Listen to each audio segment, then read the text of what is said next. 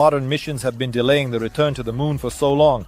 And if this journey truly poses a threat, perhaps the real reason we are not returning to the moon is hidden even deeper, in the fact that there are already bases there that no one talks about.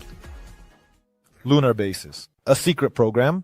In the mid-20th century, the USA launched Project Horizon, a secret plan to build a military base on the moon. This project was never realized, but the very fact of its existence shows that the idea of using the moon for something more than research has always been in the plans. But there are even more astonishing rumors. Some ufologists claim that bases on the moon already exist, but they do not belong to the USA, Russia, or China. Images taken by satellites and telescopes periodically capture strange structures resembling dome-shaped buildings, as far back as the 1970s. One of the NASA employees claimed to have seen photographs that showed clear signs of artificial structures. But these images disappeared from the archives, and he soon left the agency. Or maybe NASA and other space agencies are not returning to the moon, not because they can't, but because they were forbidden? Perhaps the moon is already occupied, and someone simply doesn't want guests. But if this seems like mere fantasy, the next question will raise even more doubts. Then why spread the myth that the moon landing never happened at all? Myths about the moon conspiracy. There are many people who are convinced that the Americans never went to the moon, and all the video recordings were filmed in a studio. They present dozens of pieces of evidence: strange shadows, a waving flag in a vacuum, the absence of a crater from the module's landing. But there is another question. Could this conspiracy be beneficial to the authorities themselves? If they wanted people to believe in the landing, they would simply provide indisputable evidence, but instead they allow leaks and strange losses of records. Contradictory responses from officials might be the real aim of this conspiracy. To hide something else, maybe the landing did happen, but they discovered something on the moon that cannot be shown to the world. The myth of the fake landing is a smokescreen. While people argue about whether the landing happened or not, the real mysteries of the moon remain in the shadows. But what signals are scientists detecting coming from the moon? Perhaps this is the key to understanding what is really happening there. Mysterious signals from the moon. Since the mid-20th century, scientists have been detecting strange radio signals coming from the depths of space. But some of them were particularly interesting. They came from the moon. In the 1960s, long before the Apollo missions, American radio engineers detected repeating pulses coming from the surface of the moon. These signals were very specific, as if they were being transmitted by an intelligent system. But an official explanation never emerged. Either they were attributed to interference or they were simply ignored. In 1976, when the Soviet Union launched the automatic station Luna 24, the equipment recorded strange noises and some pulse transmissions in a range that was only used for communication on Earth. These anomalies were not explained, and the recordings themselves soon disappeared from access. Another unusual event occurred in our time. In the early 2000s, Chinese orbital devices detected signals coming from the far side of the moon. But what or who could be transmitting them? Were these remnants of some ancient mechanism? Or perhaps something that continues to operate to this day? These signals are another argument in favor of the theory that the moon is not as lifeless as it seems to us. And it's not surprising that while America hesitates with new lunar missions, China and Russia are actively moving in this direction. But why? Why do China and Russia want to go to the moon? While the USA has been postponing a return to the moon for decades, other countries are taking action. China has already sent several probes, and its Chang'e program is moving towards building a full-fledged base on the moon. Russia has also announced plans to land its cosmonauts in the coming years. But what attracts them so much? Perhaps the answer lies in rare minerals. Scientists suggest that the moon contains a vast amount of helium-3, a substance that could become fuel for future thermonuclear reactors. Another possible answer is ancient artifacts. Some researchers are convinced that since the mid-20th century, leading countries have known about the existence of unusual structures on the moon. China, for example, is closely studying the Aitken crater area at the South Pole, where strange anomalies are rumored to have been found. Or maybe it's something else, something that NASA already knows, which is why they are not in a hurry to return. In any case, the moon clearly holds secrets that are only revealed to a select few. And one of the most shocking theories suggests that it might not be what it seems at all. Is the moon an artificial object? It sounds like science fiction, but there are scientists and researchers who seriously consider the hypothesis that the moon, it is not a natural satellite but an artificially created object. Firstly, its orbit is too perfect. Unlike most satellites and planets which move in elliptical orbits, the moon rotates in an almost perfectly circular path. This is very strange from the perspective of celestial mechanics. Secondly, it coincidentally matches the size of the sun perfectly during an eclipse. Such a match is too unusual to be just a coincidence. But the most astonishing event occurred during the Apollo 12 mission, when astronauts dropped an empty module onto the moon's surface. The impact caused a seismic effect, making the moon ring like a hollow metallic sphere. This phenomenon has no logical explanation. Could it be that the moon was created long ago, possibly by someone or something? Or is it the result of processes we do not yet understand? In any case, there are too many oddities. And the official explanations do not always sound convincing. And if you add to this the lunar anomalies that cannot be explained. Over decades of observing the moon, astronomers have repeatedly recorded strange phenomena that cannot be explained. One of the most mysterious phenomena is lunar flashes.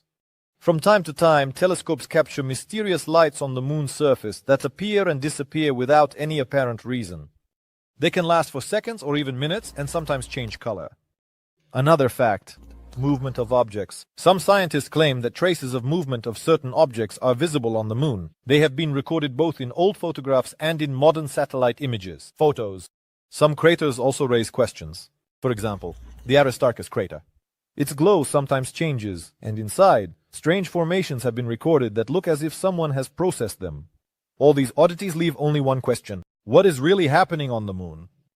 Could it be that the USA discovered something important, and that's why they no longer go there? It's time to reveal the final truth. So why doesn't America fly to the moon anymore? We have examined many facts, mysteries, and theories. Officially, the mission stopped due to high costs and a shift in priorities. But if you look deeper, it seems that the real reason is much more complex. Firstly, there is a possibility that the technologies used in the 60s have been lost or were not reliable enough. NASA itself admitted that the original blueprints for the rockets and landing modules were destroyed, and today creating a similar system from scratch is no easy task. Secondly, the moon turned out to be far less safe than initially thought. Radiation belts, extreme temperatures, the impact of micrometeorites. Perhaps the actual risk was higher than previously believed. But there is a third version, less obvious but far more intriguing. What if the moon no longer belongs solely to humanity? What if something was found there that is not commonly spoken about? Mysterious signals, anomalous phenomena, strange statements from astronauts. All of this forms a picture in which the moon is not at all a barren and lifeless place. So why doesn't America fly to the moon anymore? Maybe it realized that returning there is simply not an option. Or is it preparing to return, but not as openly as before? The answer to this question remains open, and perhaps we will only find out when someone dares to step on the moon's surface again. But will it be humanity? Or someone else? ده كده كتير قوي. ولا كتير ولا حاجة. هات بس انت دراع وتعال. ولا خايف تخسر؟ لا دي حتتها زعلك. ايه ده طه انت اتغيرت. لا ده ال5G غيرك. اند دلوقتي بتكنولوجيا ال5G واكتر من كده. اند الدنيا فيها اكتر. جديد من سيرافي، مرطب البشرة الدهنية لترطيب حتى 48 ساعة وتحكم في اللمعان حتى 8 ساعات. El Paso, a city that has become a symbol of the migration crisis in the USA. Here, scenes reminiscent of post-apocalyptic films occur daily. Hundreds of people cross the Rio Grande, line up in huge queues at border checkpoints, and sleep on the streets, hoping for a chance at a new life. The flow of illegal migrants has increased so much that the authorities are unable to handle the processing of applications. Immigration centers are overcrowded, humanitarian organizations are overwhelmed, and local residents are afraid to go out at night. The sense of instability is growing every day. On the streets of El Paso, you can meet people from various corners of Latin America. Guatemala, Sonora, Venezuela, Cuba, Honduras. Some have spent all their savings to reach the USA, others have borrowed from dangerous people, and some have simply fled from war, violence, and poverty. One of the most shocking moments is the hundreds of children without parents, who were either lost along the way or sent ahead in the hope that they would receive asylum faster. As a result, there are overcrowded shelters, homeless families, and thousands of lives hanging in uncertainty. Why has El Paso become the center of this chaos? It's about its geographical location. Here lies one of the busiest crossings on the US-Mexico border. This place has long been known as one of the main entry points for migrants, smugglers, and cartels. But if it seems like it's just a huge crowd of people crossing the border, you need to look deeper. There operates an entire criminal system here, earning billions from someone else's dream. But who exactly is profiting from this crisis? The shadow business at the border. While thousands of migrants try to cross the border, in the shadows work people for whom migration is not a tragedy but a business. Smugglers, known as coyotes, run a multi-billion-dollar industry offering their services to those who are ready to pay any amount of money for a chance to get to the USA. Prices vary. For escorting across the border on foot, they may ask for several $1,000s. But if a person wants to cross the border in a truck, by plane, or through tunnels, the amount rises to tens of thousands. Some migrants sell everything they have, go into debt, or even hand over their children to smugglers, hoping they will help them reach relatives in America. But coyotes are not kind guides. They are ruthless businessmen. Many migrants simply disappear along the way and become victims of human trafficking or perish in harsh conditions. Deserts. Smugglers do not care about those they transport.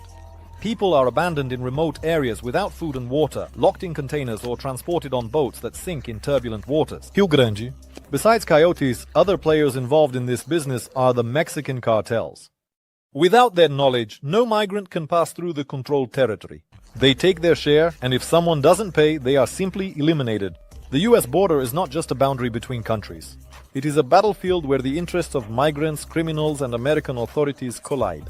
And what are the US authorities doing to deal with this chaos? The US authorities. The American authorities failed to create a unified strategy on the issue of migration. There are strict laws, fences, and deportations, and attempts to soften the policy by granting asylum to those in need. As a result, there is a strange mix of measures that satisfies neither the proponents of strict control nor the defenders of migrants. One tightens the policy, builds walls, and sends troops to the border. Another reduces pressure, opens asylum programs, and allows thousands of migrants to stay in the US while awaiting trial. But while the authorities argue real chaos is unfolding at the border, one of the most controversial decisions is the Remain in Mexico program, under which migrants awaiting the processing of their cases are forced to stay in camps on Mexican territory. There, unsanitary conditions, violence, and constant attacks by criminals prevail. But there is another side to the coin. Many Americans believe that open borders threaten the country's security, lead to increased crime, and strain the economy. As a result, the government constantly balances between humanity and the necessity to protect its borders. While politicians cannot reach an agreement, thousands of people continue to risk their lives to cross the border.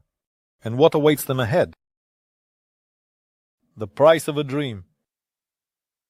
For many migrants, the journey to the USA is a voyage that begins with hope and ends in tragedy. Crossing the border is a deadly challenge that requires superhuman endurance. The main obstacle and most unforgiving places on the planet. The temperature here rises above 100 degrees, and many migrants get lost, suffer heat strokes, and die alone, not even reaching the border. But even if they manage to avoid perishing in the desert, they face rivers with strong currents, high fences with barbed wire, wild animals, and constant border patrols ahead. Some try to cross the border in trucks. They are loaded into vans where the temperature rises to deadly levels. Without ventilation and water, people die from suffocation. Such incidents occur regularly, but the flow of migrants does not decrease. The fear of hunger and violence in their home countries proves stronger than the fear of death. And yet, even if migrants survive the desert and patrols, another formidable force stands in their way: the American Border Patrol. Guardians or executioners? The U.S. Border Patrol is the first line of defense against illegal migration. Their task is to prevent the entry of migrants, identify smugglers, and protect the border from crime. However, behind the loud words about national security lies a complex and ambiguous reality. Today, more than 20,000 agents are guarding the American border. Equipped with the latest technologies, drones, night vision cameras, motion sensors, and thermal imagers allow the patrol to detect migrants even as they approach the border. Officers move on ATVs, helicopters, and even horses, capturing violators in the desert and along the banks of the Rio Grande. But the work of border guards is not just surveillance and detention. Every day they encounter situations that could end in tragedy among migrants. Women with children, elderly people, exhausted men who have walked hundreds of miles. Sometimes the patrol provides them with first aid, distributes water, and calls for medical assistance. In other cases, they detain, put them in cages for deportation, or even use force. The problem is that among the border guards themselves, there are officers with radical views who see their work not as protection but as a real war against invasion. Videos have appeared online showing agents beating detainees, in some cases even opening fire. Official reports confirm dozens of cases of abuse, but in most cases the patrol officers remain unpunished. Another brutal practice is capture and drop-off. Caught undocumented migrants can be taken to the most remote part of the desert and left there, knowing they have no chance of survival. This is an unofficial tactic of intimidation, but no one speaks about it officially. However, it's not only the border guards who pose a threat to migrants. There are forces far more brutal that use these people as commodities. The map. American drug cartels have long since become more than just criminal groups. Today, they are transnational corporations controlling not only drug trafficking but entire cities, governments, and of course the US border. When it comes to illegal migration, the cartels are the main beneficiaries of the process. No migrant passes through territory controlled by criminal groups without permission. This means that for every border crossing, a tax is paid either in money or in life. If a person does not have the means, the cartel may offer a deal. To work for them as a drug courier, transport weapons, or even become part of their human trafficking network. Most often migrants agree, not realizing that they now belong to the cartel. Women are sent into sexual slavery, men to plantations or factories, and children are sold into criminal schemes. Those who refuse disappear. Their bodies are found in mass graves, abandoned in the desert, or never found at all. But besides open violence, cartels also use more subtle methods. They infiltrate their people into migrant flows to monitor the situation, control routes, and even provide false information, luring people into traps. One of the most brutal examples is the organization of false rescue routes, where migrants are convinced that help awaits them ahead. But in reality, it's bandits extorting ransom from their families. With each passing year, the influence of cartels on migration only grows. The police and army in Mexico are either powerless or corrupt. And those who have already fallen into this deadly system can only try to survive and find a way forward. But if you get into a car accident in America and don't know what to do next, where to seek help, where to find a competent lawyer, how to get compensation if you don't have insurance. The company Car Accident America has helped obtain $21 million in compensations for its clients. Here they will definitely answer all your questions. Link in the description.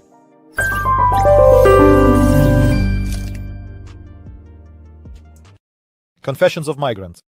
Every person crossing the border carries within them a whole world of stories, full of pain, fear, and hope. They are not just chasing the American dream. Often they are driven by horrors from which there is no other escape. Some migrants are fleeing from drug cartels that have killed their relatives or demand exorbitant sums for protection. Others flee from war-torn economies, where work is paid in pennies and life is worth nothing. The third group simply wants to give their children a chance to grow up in safety, away from streets where blood is shed every day. Migrants from Central America recount how they walk hundreds of miles on foot, crossing dangerous territories where they can be robbed, raped, or killed. Some lose loved ones along the way. Some die from the heat in the desert, some drown in the river, and some simply disappear, becoming victims of criminal gangs. What is especially frightening is that even upon reaching the USA, many find themselves in captivity. Some are exploited in illegal jobs for a pittance, while others are sent to deportation camps where conditions are worse than in prisons. And if a migrant is lucky enough to cross the border, it still doesn't mean they are safe. Without documents, without housing, and without protection, they become easy prey for scammers, employers, exploiters, and even the police. But the worst awaits those who are kidnapped by criminals during their journey. Their families are forced to pay exorbitant amounts for their release, and if there is no money, the person disappears forever. Kidnapping and ransoms. For criminal groups, migrants are not just people, but a source of enormous profit. Cartels, gangs, and even corrupt police have built an entire industry around this. Kidnapping has become commonplace, and ransom amounts sometimes reach tens of thousands of dollars. The methods are brutal. The kidnapped are beaten, locked in filthy barracks, and threatened with death if their families do not pay. Women and children are used for human trafficking, while men are forced to work for the cartels, with threats to kill their relatives if they refuse. Sometimes migrants are kidnapped right at the border. Bandits disguised as border guards stop groups of people, promising them safety and then take them away to an unknown location. And even if they manage to escape, most are simply too afraid to report to the police, as no one will offer them protection.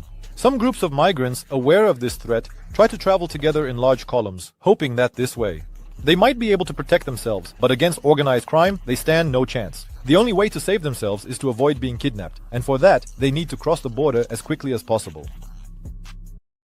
بريك بخلطة القمح والذرة، قرمشة قوية وطعم مفيش زي. بريك الحق اتبسط. Children at the border. One of the most terrifying aspects of the migration crisis is the fate of the children. Every year, tens of thousands of minors cross the US border without their parents.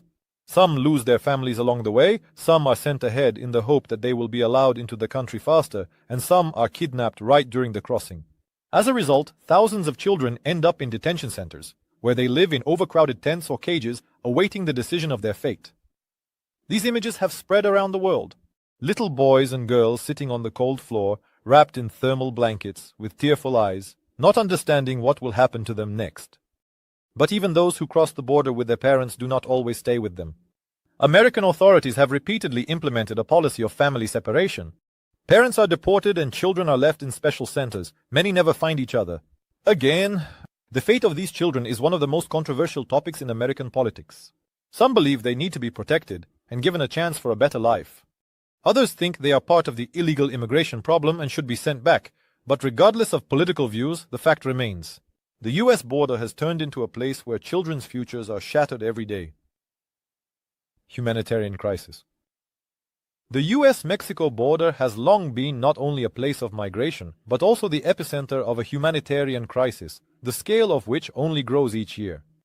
Hundreds of thousands of migrants stuck at the border live in appalling conditions without food, water, or medical assistance. They huddle in makeshift tents or overcrowded camps, where unsanitary conditions and diseases kill faster than the desert heat or ruthless cartels. Against this backdrop, hundreds of humanitarian organizations, volunteer groups, and religious communities are trying to help the refugees in any way they can. Along the border, shelters operate where food and medicine are distributed, first aid is provided, and temporary shelter is offered. In some US cities, special reception centers for migrants are opening, where they are provided with basic living conditions while they await the processing of their asylum applications. One of the most dangerous and difficult missions is the search and rescue of migrants in the Sonoran Desert and along the Rio Grande River. Every year, thousands of people die before reaching the border, and volunteers armed only with water bottles and medical kits scour the area in hopes of finding survivors. They leave water supplies at strategic points, mark maps, and report found bodies to the authorities. But it's not enough. The number of deaths is increasing. However, not everyone views humanitarian aid positively.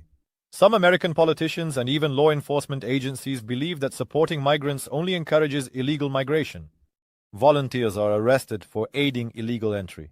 Aid centers are shut down under pressure from local authorities, and people distributing water in the desert are accused of breaking the law. The situation is even worse on the Mexican side of the border. There, migrant camps are regularly attacked by criminal groups. They kidnap people for ransom, recruit them into their ranks, or simply kill them to instill fear. There is no medical assistance in these camps, children die from hunger, and women are subjected to violence. Despite all this, the struggle continues. Every day, new volunteers, lawyers, doctors, and ordinary compassionate people come to help to those who are stuck at this threshold between life and death. But can they change the situation when the system itself breaks people's lives, turning them into pawns in a big political game? Soldiers at the border. In response to the endless flow of migrants, the authorities in the state of Texas have begun radical measures. Whereas previously border control was the task of federal agencies, now Texas is acting independently. Armed soldiers, armored vehicles, and even improvised fortifications have appeared at the border. The governor of Texas declared a state of emergency and began deploying the National Guard. Thousands of military personnel are patrolling the border, setting up barbed wire barriers and creating camps for detained migrants. In some areas, trenches have been dug and additional checkpoints have been set up. This is no longer just patrolling, it's a full-scale military operation within the country. One of the most controversial decisions is the construction of makeshift barriers on the Rio Grande River. Huge buoys with spikes, nets, and even underwater barriers have been installed to prevent migrants from crossing the border by swimming. These structures have already led to deaths. People get stuck, entangled in the nets, and drown. Texas's harsh measures have resonated across the country. Some believe that the state is simply protecting itself from the migration crisis, while others see it as a violation of human rights. Tensions between the federal authorities and Texas are growing.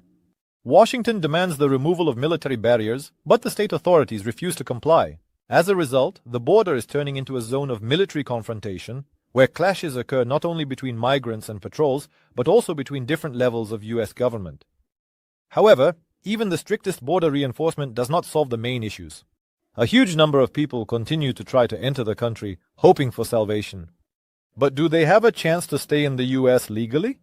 A question that torments every migrant trying to cross this deadly threshold. Chance? Or illusion?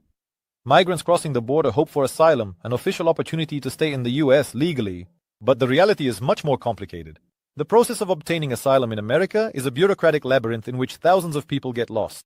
By law, anyone on US soil can apply for protection if they have justified reasons: persecution in their homeland, threat to life, violence, or terror.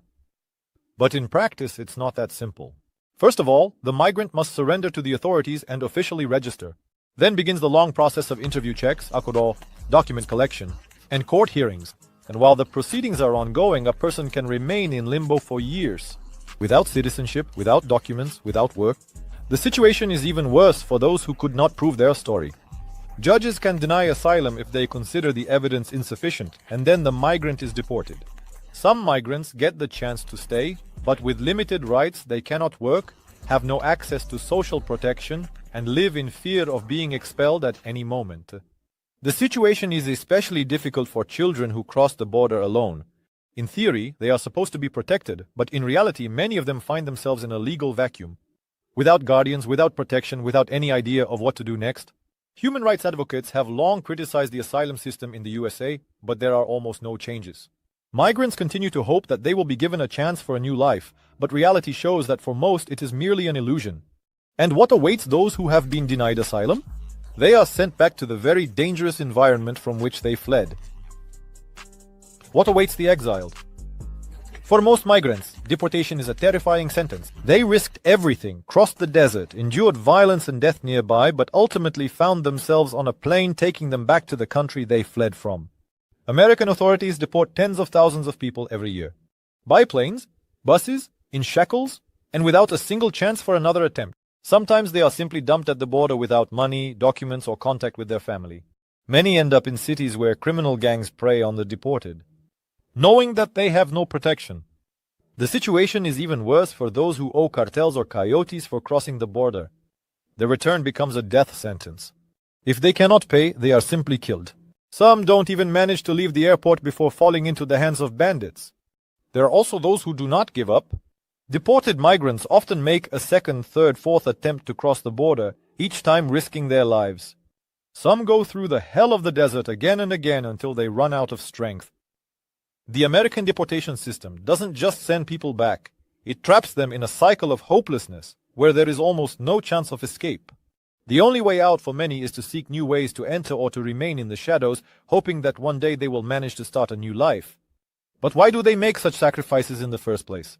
What makes them risk their lives again and again for the chance to get to the United States? What drives people? The root of the migration crisis is not just the desire for a better life. It's the economy, the income disparity, and the complete lack of prospects in their homeland. Most migrants are people from the poorest countries in Latin America. In their hometowns, there are no jobs, wages are meager, and inflation destroys any savings. In some countries, even basic goods cost more than the average salary. And healthcare and education are luxuries. Against this backdrop, the USA seems like the promised land. Wages in America, even for the lowest paid jobs, are dozens of times higher than in the migrants' countries. Construction workers, cleaners, drivers, waiters, all of them can earn more than professional specialists in their home countries. But that's not all. Poverty drives people to migrate. Many flee from corruption, violence, cartels, and complete lawlessness in their countries. The police work for the bandits, courts sell decisions, and human life is worth nothing. Economy, crime, and corruption are the three main forces driving people into a deadly journey. But can the migration crisis be solved if it is fueled by the very system on which this world is built? The border, hopes and despair, is there a way out?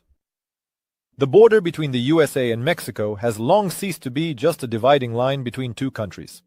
This is a place where millions of people face a harsh reality, where destinies are broken and dreams of a better life are shattered by a ruthless system. Every year, thousands of migrants attempt to cross the border, hoping for salvation, and every year, many of them disappear, perish, or find themselves trapped in a bureaucratic hell. The issue of migration is one of the most complex and controversial in global politics. Some believe that borders should be open to give people a chance for a safe life.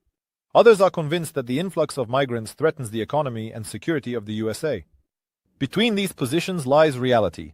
Millions of people who are willing to do anything to survive, even if it means risking death. But is it possible to find a compromise? Is it possible to stop illegal migration without turning the border into a military zone? Or conversely, is it possible to help people without putting the country at risk of destabilization?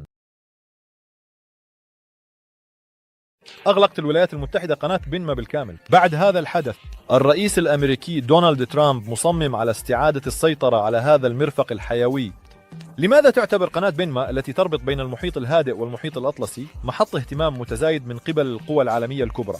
وكذلك كيف تؤثر الكوارث الطبيعية في قناة بنما على العلاقات الاقتصادية بين الدول المختلفة؟ نخبركم عن كل هذا اليوم في فيديو جديد لي. لنبدأ. قناة بنما هي قناة مائية صناعية مع نظام من الأقفال تربط بين المحيط الهادئ والمحيط الأطلسي، وهي مملوكة، بينما تم تنفيذ بنائها وفقا لمشروع الولايات المتحدة. تم افتتاح القناة في أغسطس عام 1914. أهمية القناة تقارن بقناة السويس، حيث أن كلاهما يعدان ممرات مائية رئيسية تسهم في التجارة الدولية. تقع القناة عبر البرزخ اللي يحمل نفس الاسم واللي يمثل جزءا ضيقا من أمريكا الوسطى، يمتد من مدينة كولون على الساحل الأطلسي إلى عاصمة البلاد مدينة بنما الواقعة على الساحل الهادئ. يبلغ طول قناة بنما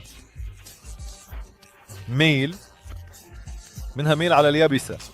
في المتوسط تستغرق السفن من 8 إلى 10 ساعات لعبور القناة، بس مع وقت الانتظار يمكن أن تستغرق هذه العملية حتى 25 ساعة. القدرة الاستيعابية القصوى للقناة في اليوم هي 36-38 سفينة، على الرغم من أن هذا العدد يعتمد على عدة عوامل، بما في ذلك الظروف الجوية اللي يمكن أن تؤثر على مستوى المياه.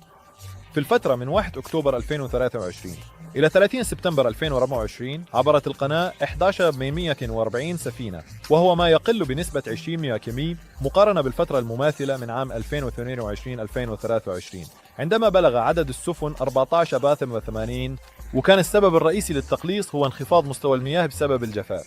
بالإضافة إلى القناة تمر بجانبها خط سكة حديد بطول أميال وطريق سريع، مما يسهل بشكل إضافي نقل البضائع والأشخاص عبر هذا المسار المهم.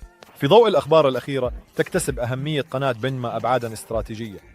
ماذا حدث؟ تصريح رئيس الولايات المتحدة 20 فبراير 2025. أعلن رئيس الولايات المتحدة دونالد ترامب خلال اجتماع مع الحكام والجمهوريين أن الولايات المتحدة يجب أن تستعيد قناة بنما، وأشار إلى أن الصين استولت عليه فعليا، مشددا على أهمية القناة كواحدة من الطرق النقلية الرئيسية ذات الأهمية العالمية والتي تم بناؤها بأيدي الأمريكيين. في نهاية ديسمبر 2024 توجه ترامب إلى حكومة بنما بمطلب خفض ما يعتبره رسوما مبالغا فيها لاستخدام القناة، محذرا من أنه في حال عدم الاستجابة قد تصر الولايات المتحدة على استعادة القناة تحت سيطرتها. وبدأ تكلفة مرور سفينة من نوع نيو باناما بسعة تزيد عن 10,000 حاوية مكافئة، بما في ذلك ناقلات النفط الكبيرة تصل إلى $300,000. أعرب ترامب عن قلقه من احتمال سيطرة الصين على قناة بنما واحتمال وجود عسكري صيني على أراضيها، رغم أن بنما نفت هذه الاتهامات. تتم إدارة الموانئ في كلا طرفي القناة من قبل شركة هاتشسون بورتس PPC، وهي شركة تابعة لمجموعة CK هاتشسون هولدينغز في هونغ كونغ، واللي عندها علاقات تجارية مع شركة صناعة الطيران الصينية، وهي واحدة من أبرز الشركات الصينية المصنعة للمعدات الدفاعية. أكد الرئيس الأمريكي أن قناة بنما مهمة للغاية للبلاد من الناحيتين الاقتصادية والعسكرية. الجفاف وعواقبه. انخفض مستوى المياه في قناة بنما بسبب انخفاض مستوى بحيرة غاتون، الذي حدث نتيجة للجفاف الطويل اللي بدأ في أكتوبر 2023. أصبحت هذه الظاهرة واحدة من أخطر حالات الجفاف في العقود السبعة الماضية. كما كان لظاهرة النينيو تأثير كبير على الوضع، ظاهرة طبيعية مرتبطة بارتفاع درجة حرارة المياه في المنطقة الاستوائية من المحيط الهادئ، مما زاد من تغير المناخ في هذه المنطقة. يهدد انخفاض مستوى المياه في قناة بنما التجارة العالمية، نظرا لأن البضائع اللي تمر عبرها سنويا تقدر ب $170 مليار. مستوى المياه أقل من المعدل الطبيعي بمقدار قد ما ليش أصبحت القيود على مرور السفن إجراءات ضرورية لمنع تدهور الوضع بشكل أكبر. قامت السلطات البنمية بتقليل عدد السفن التي تمر عبر القناة من 36 إلى 24 سفينة يوميا، مما أثر بشكل لا مفر منه على جداول التسليم، وزاد بشكل كبير من وقت الانتظار للسفن الملاحية. في يوليو 2024 عبرت القناة 13 ناقلة غاز فقط، وهو أقل من النصف مقارنة بنفس الشهر في عام 2023. انعكست هذه الحالة أيضا على شحنات البضائع الجافة. انخفض عدد السفن التي تنقل الحبوب والسلع السائبة الأخرى بنسبة 35%، بإجمالي 129 وحدة. يعبر الشاحنون عن خيبة أملهم من أن السلطات البنمية لا تتخذ إجراءات سريعة لحل مشكلة انخفاض مستوى المياه. كتب جيريمي نيكسون المدير العام لشركة النقل البحري اليابانية أوشن نتورك إكسبريس هولدينغز في رسالة إلى رئيس بنما: لا يتم تنفيذ أي مشاريع بنية تحتية كبيرة في بنما لزيادة احتياطيات المياه العذبة. ودعا سلطات البلاد وإدارة القناة إلى اتخاذ إجراءات عاجلة. قناة بنما مشت على مستوى سطح البحر مثل قناة السويس، وتملأ بالمياه العذبة من البحيرات الاصطناعية، مما يجعلها عرضة للجفاف. في الظروف العادية يمر عبرها ما يقرب من 300 من حجم التجارة البحرية العالمية، و46 من الحاويات المتجهة من شمال شرق آسيا إلى الساحل الشرقي للولايات المتحدة. القند هي أكبر مصدر دخل لبنما، حيث جلبت لخزينة الدولة في عام 2022 4 مليارات و300 مليون دولار. المرور عبر قناة بنما خاصة في فترة الجفاف يتطلب مهارات خاصة، ولكنه إذا تعرضت لحادث سير في أمريكا ولا تعرف ماذا تفعل بعد ذلك أو إلى أين تتوجه للحصول على المساعدة، أين تجد محاميا مؤهلا؟ كيف تؤثر على تعويض إذا لم يكن عندك تأمين؟ شركة حوادث أمريكا ساعدت في الحصول على تعويضات بقيمة 21 مليون. لعملائها هنا حيجيبون بالتأكيد على جميع الأسئلة اللي تهمك. الرابط في الوصف.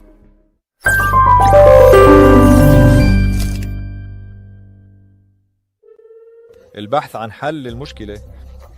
بسبب القيود المفروضة على قناة بنما، بدأت شركات الشحن في البحث عن طرق بديلة.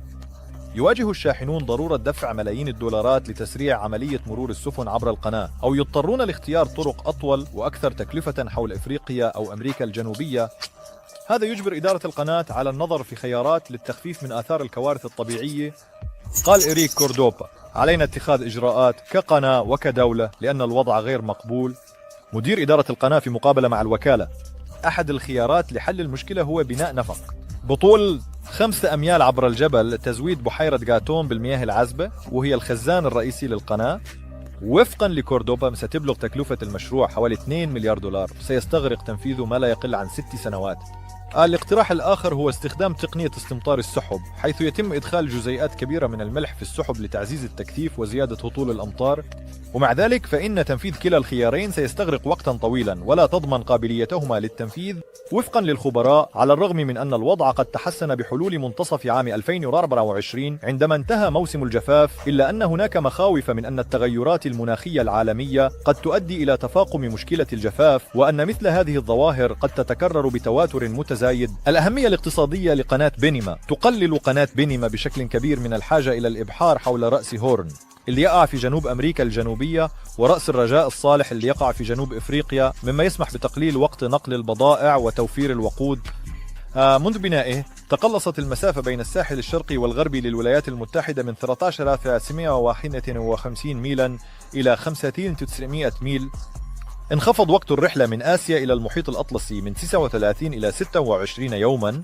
من بين الدول الرائدة اللي تمر بضائعها عبر القناة توجد الولايات المتحدة اللي تمثل جميع البضائع، وكذلك الصين واليابان.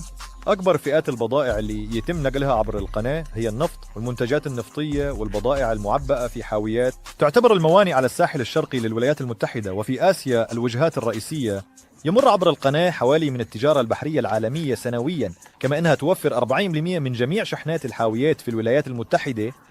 تم التأكيد على الأهمية الاستراتيجية للقناة خلال سنوات الحرب العالمية الثانية، وكذلك خلال الحرب الكورية من 1950 إلى 1952، وحرب فيتنام من 1955 إلى 1975. بعد نقل القناة إلى بنما، لا تزال الولايات المتحدة تحتفظ بحق عبور السفن العسكرية. مع ذلك كانت بتجلبت السنوات الأخيرة هنا تحديات كبيرة.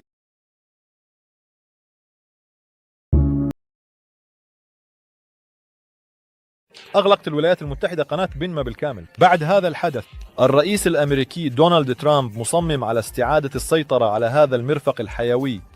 لماذا تعتبر قناة بنما التي تربط بين المحيط الهادئ والمحيط الأطلسي محط اهتمام متزايد من قبل القوى العالمية الكبرى؟ وكذلك كيف تؤثر الكوارث الطبيعية في قناة بنما على العلاقات الاقتصادية بين الدول المختلفة؟ نعبركم عن كل هذا اليوم في فيديو جديد لي. لنبدأ. قناة بنما هي قناة مائية صناعية مع نظام من الأقفال تربط بين المحيط الهادئ والمحيط Atlantic Oceans and is owned by Panama. Its construction was carried out according to a US project. The canal was opened in August 1914. The importance of the canal is comparable to the Suez Canal, as both are key waterways facilitating international trade. The canal is located across the isthmus of the same name, which is a narrow part of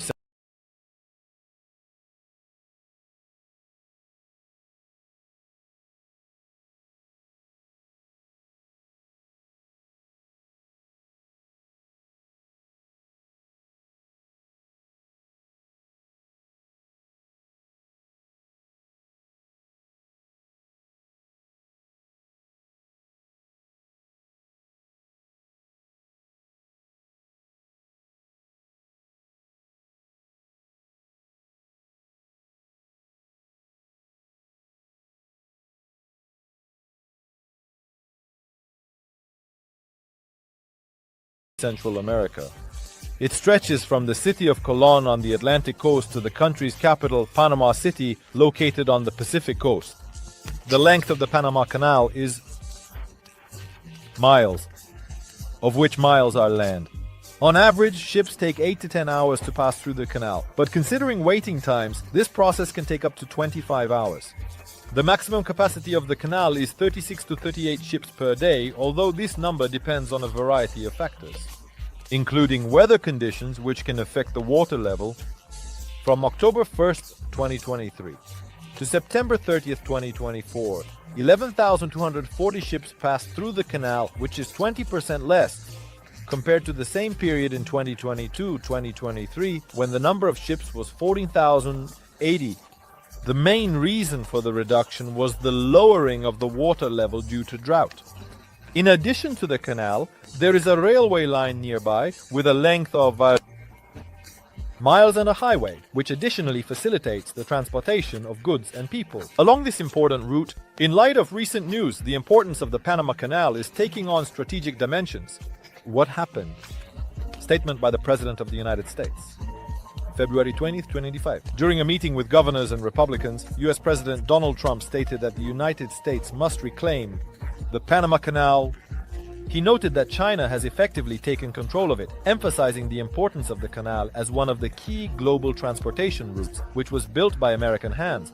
Back in late December 2024, Trump addressed the Panamanian government with a demand to reduce what he considers to be excessive fees for using the canal, warning that otherwise the U.S. might insist on bringing the canal back under its control. For instance, the cost of passage for a new Panamax-type vessel with a capacity of over 10,000 TEU, including large oil tankers, reaches $300,000.